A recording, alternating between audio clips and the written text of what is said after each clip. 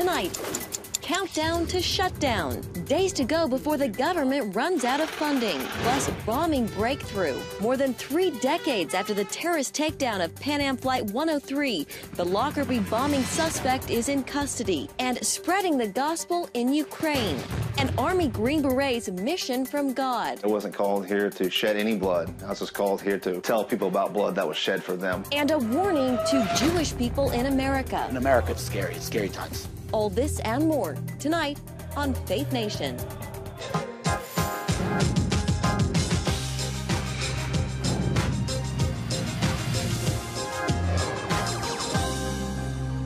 The shutdown clock ticking for Congress. Good evening in Washington, D.C. I'm Jenna Browder. Well, lawmakers have until Friday to pass a spending bill or government funding runs out. What could happen? They pass a short-term solution while they continue to flesh out a long-term bill. We've seen that many times before. Republicans and Democrats reportedly around $26 billion apart in their negotiations, and the finger-pointing has already started. Short-term extensions are just a temporary solution to the ongoing crisis we face. Clearly, what I worry about is Republican efforts to hold hostage next year, if we don't get an omnibus bill passed, to hold hostage the government in order to cut Social Security, Medicare, and Medicaid. And Senate Majority Leader Chuck Schumer says members should be prepared to pass a 1-week funding solution while the larger funding bill is still being negotiated. All right, with that, let's bring in Nathan Gonzalez, editor and publisher of Inside Elections. Nathan, good to see you this Monday evening. So what do you think? Will lawmakers strike a deal before the Friday deadline?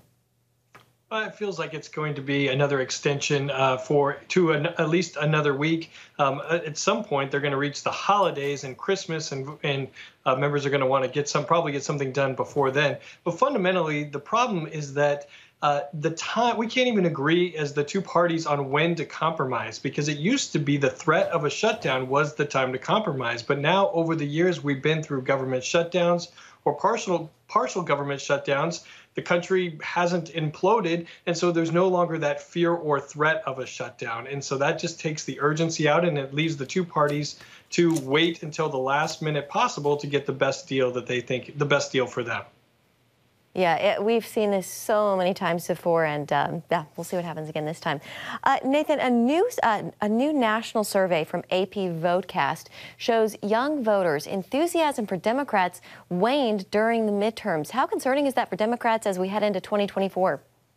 Well, the short answer is we don't know, because actually, to explain things, the AP Votecast survey, there were actually 2 exit polls in 2022. One done by the AP that the Wall Street Journal and Fox News used, and then another exit poll that CNN and the other major media networks used. And when I looked at the young voters in that survey, it tells a little bit different story, that it showed that voters, that there wasn't a drop-off from Biden in 2020 when young voters went for Biden by 24 points, that actually in this year in 2022, young voters went for Democratic candidates by 28 points. So I think we need another data point. It would help to have another election to show ultimately what young voters were doing. But because they're, make up about 13 to 15% of the electorate, both parties should be concerned about how young voters, what they're doing when they go to the polls.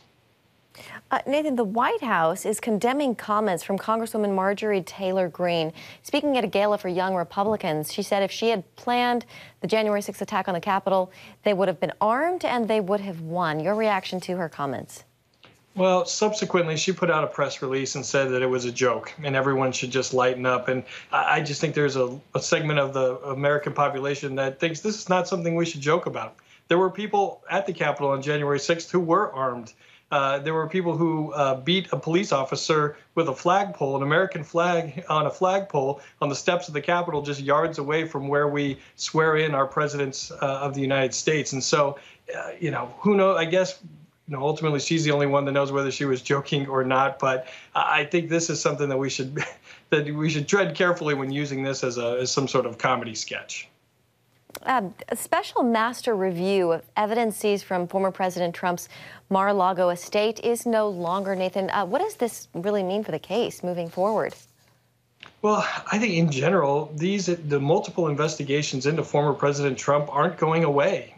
Maybe he thought that announcing his candidacy for president would make some of these things stop, and they haven't. First of all, he announced he announced his candidacy for 2024, and then hasn't done any public events, and these investigations are ongoing. So I'll leave it to the attorneys and the lawyers to figure out which one actually where he might be in the most trouble. But these aren't just going to go away with a snap of the fingers.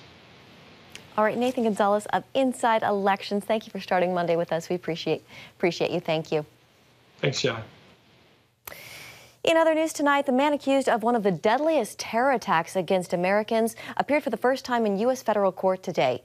Abu Ajila Masood is charged with building the bomb that downed Pan Am Flight 103 over Lockerbie, Scotland in 1988. All 259 people on board were killed, including 190 Americans. 11 people on the ground also died. The suspect worked as a Libyan intelligence officer under former President Muammar Gaddafi. In 2012, he reportedly admitted to Libyan authorities that he made the bomb that took down the plane.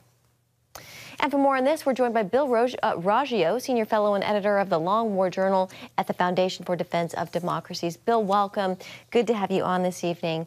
So this man's first court appearance today, some 34 years in the making. How significant is this?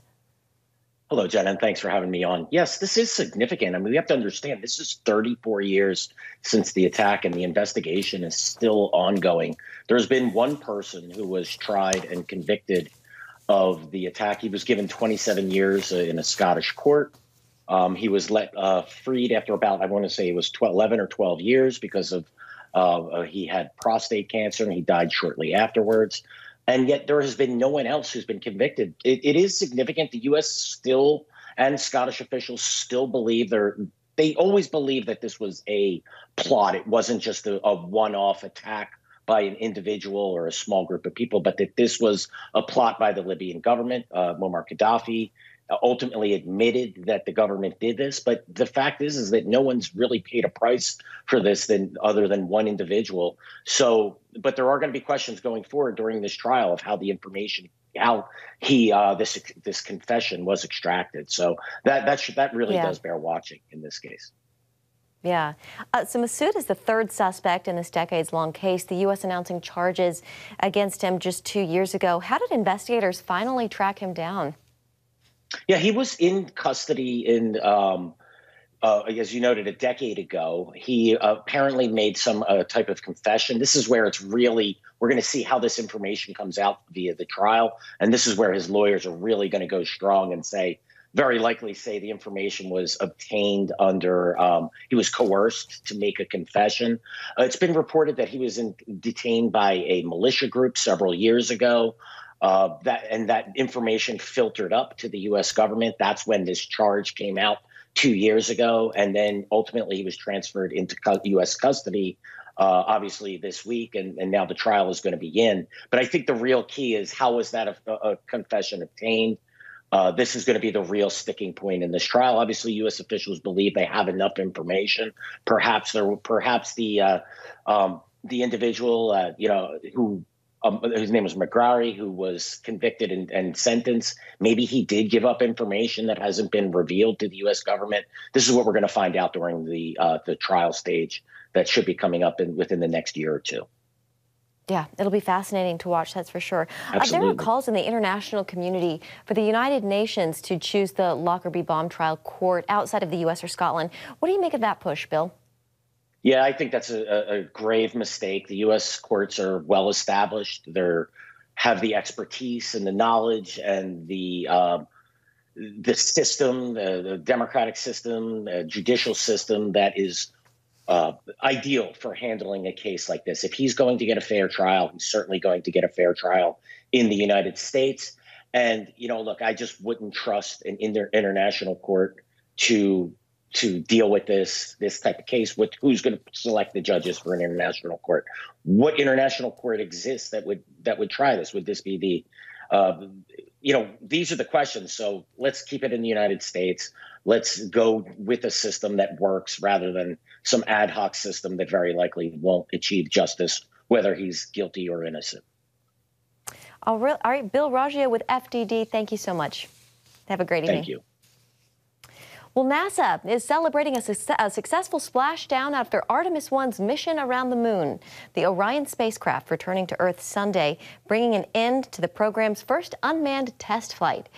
After a month-long trip traveling a record-breaking 270,000 miles from Earth, the Artemis 1 capsule re-entered our atmosphere at 25,000 miles an hour before deploying parachutes and landing off the coast of California. Artemis 2 is scheduled to launch with astronauts orbiting the moon as soon as 2024. Coming up, from the battle scars of physical war to spiritual warfare, meet a Green Beret on the front lines, fighting to bring faith into war-torn Ukraine.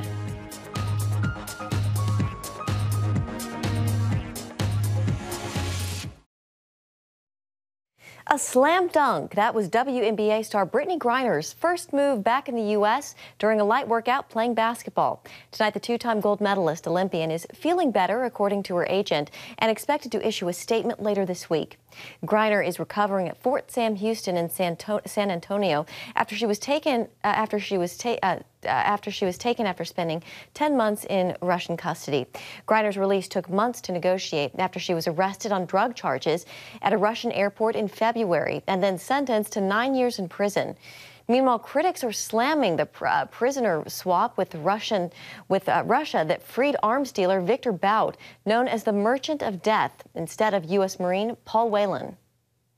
The Russians have, to date, not been willing to negotiate seriously or constructively on Paul Whelan's release because they have and had always treated him differently than Brittany Greiner and other wrongful detainees because they do have these sham espionage charges attached to his case. And the Biden administration is suggesting it still has viable options on the table and is better informed about Russian expectations following this negotiation. Well, millions of American service members fought in the global war on terror, battling abroad to protect the homeland. Today, some of them are standing with the people of Ukraine to defend their homes against Russian aggression. Chuck Holton introduces us to one U.S. Army Green Beret who's in the war-torn country to do battle, but not in the traditional sense. Sergeant First Class Christian Hickey is a former Marine who went on to join the Army as an elite Special Forces Green Beret.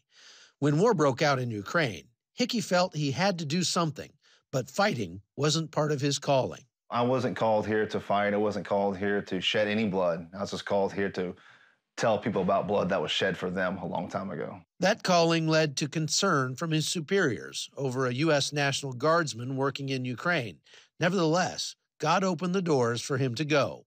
I'm not here representing the United States military. I'm not here representing my command. I'm not here representing the National Guard. I'm representing as an ambassador of Jesus Christ, and that's exactly what I'm doing here as a missionary in Ukraine. After he arrived, he found the Ukrainian troops in desperate need. These guys don't have medics. They have like one medic per like a line of like over 100 or 150 people on the line. Tactical combat casualty care happens to be one of Christian's specialties. I stepped into their training facility, and they saw me, and they knew exactly, like, this guy is different. And they ran up to me and said, "Can you help us? Can you help us?" You know, 7 months ago, they were bakers, they were bus drivers, they were lawyers. Just giving them the skills to be able to stabilize their brothers, to help them get them to a higher level of care. That's mostly what I like to deal with is, hey, here's how you save your brother's life, or here's how to stay alive if you find yourself injured. And the time he's spent with these men on the front lines has given him a deep appreciation for the hardships they face. It's a different kind of war than he was used to. They're absolute heroes. I don't think people understand what these Ukrainian soldiers are actually going through. It's the most terrifying and scariest thing I've ever dealt with on the front line. When you cannot see in front of you because they don't have the equipment to be able to do that. And then you have a Russian drone above you who just has freedom of movement to do whatever he wants, whenever he wants, and to direct their fires right on top of you. As the war grinds on, Hickey's mission is evolving to meet the need. Just days after the fall of Kherson, with the population running out of food, Hickey and his team brought a convoy of aid to the rescue. We're switching gears a little bit. This winter is going to be absolutely tough for the Ukrainian people. There are going to be elderly folks who I love and I respect who are going to die because they're froze to death inside their home. That's what we're going to be here to take them out. I'm going to deliver them firewood. I'm going to deliver them food all throughout the winter. We want to basically be the hands and feet of Jesus. There's a very, very strong, powerful NGOs bought all this food, and they don't have the action arm to actually deliver it. We'll take the food, and we'll make sure it gets to the right people at the right place at the right time. Reaching the villages around Kherson is especially dangerous since the area is still littered with Russian minefields. So the people are all the more grateful when Hickey and his team risk it all to get to them. But there's one thing these villagers need more than food. Lord, I pray that you protect these people. Provide the needs that they need every day. From the food, the water, electricity.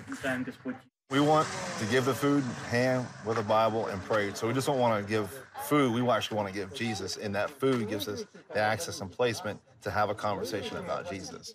And they're eager to show how the Russians brought death and destruction. This building behind me is a school at a little village that we're in right outside of Kherson. The Russians only left here about 7 days ago, and the people in this village say that they didn't leave all at once, and they didn't tell anybody where they were going. Instead, they just sort of slunk away in the middle of the night.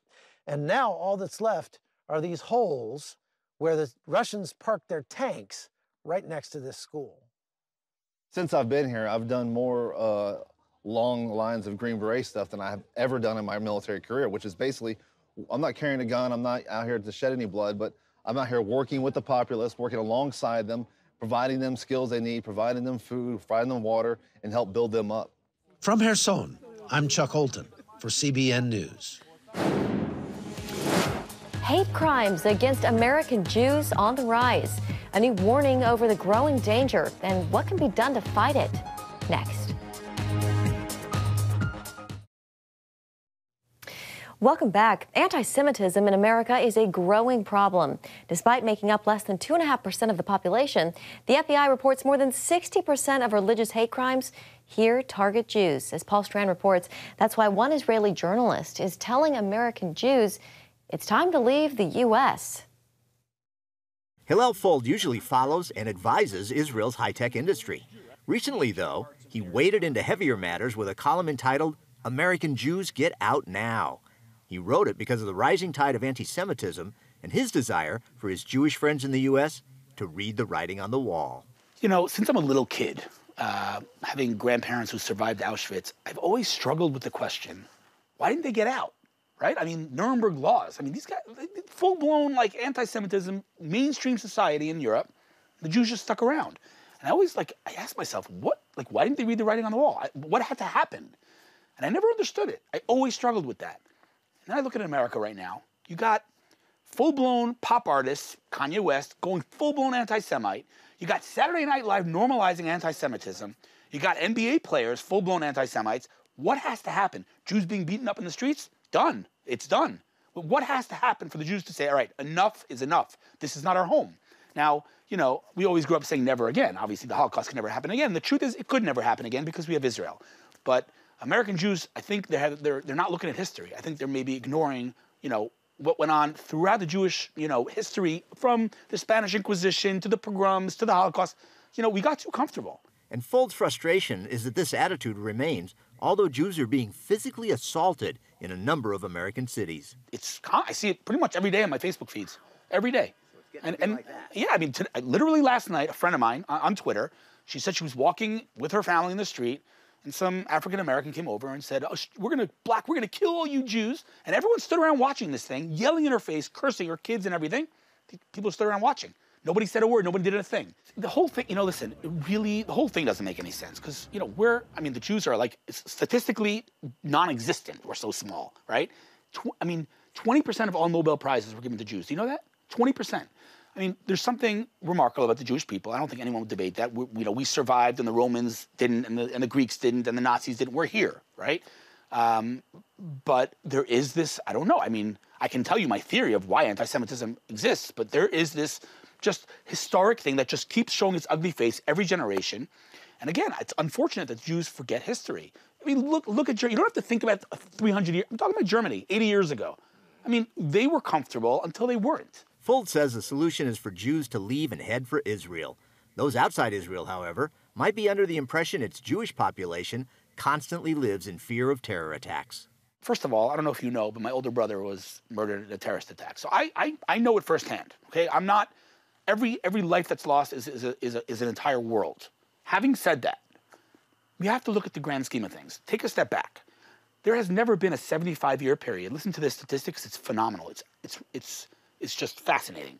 There's never been a 75-year period since the destruction of the temple that there were so few Jews killed in the world.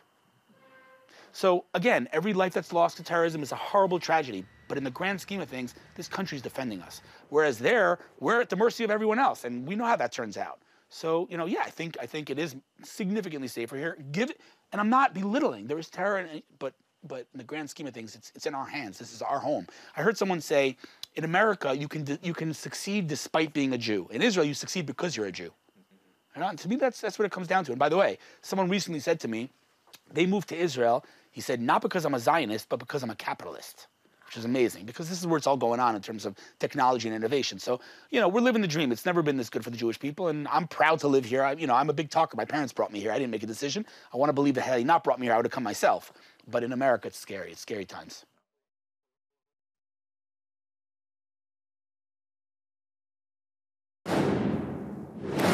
And that was Paul Strand reporting. Thank you, Paul. Still ahead, Shop with a Hero. Marines help spread holiday cheer with Toys for Tots.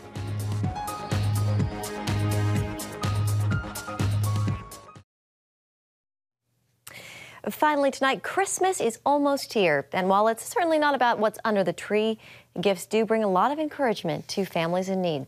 Today, the President and First Lady participating in the Marine Corps Reserve's annual Toys for Tots tradition, which gives donated toys to kids in need. One little girl named Samara stealing the spotlight. So to all the families out there who are going through difficult times, know this: we haven't forgotten you, we care about you, and we look forward to bringing the joy of Christmas to you through Toys for Tots. And Samara's father is a Marine deployed to both Iraq and Afghanistan. She says one day she would like to be president. And we'll leave it there. Thank you so much for joining us. Have a great evening. We'll see you back here tomorrow.